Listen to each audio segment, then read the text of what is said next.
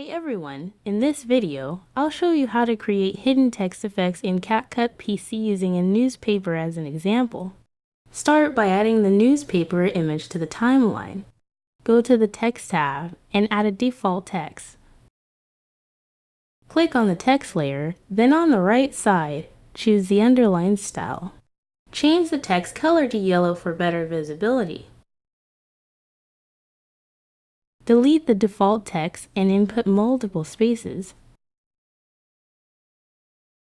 Scroll down and find Uniform Scale,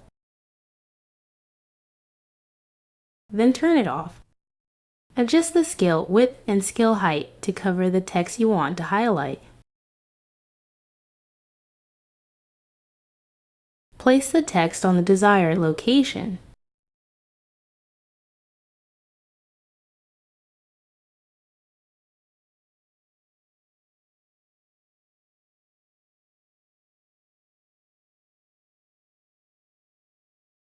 With the text selected, go to Animation and choose Wipe Right.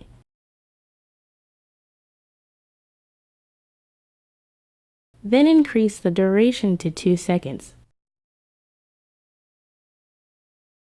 Now you have created the hidden text effects.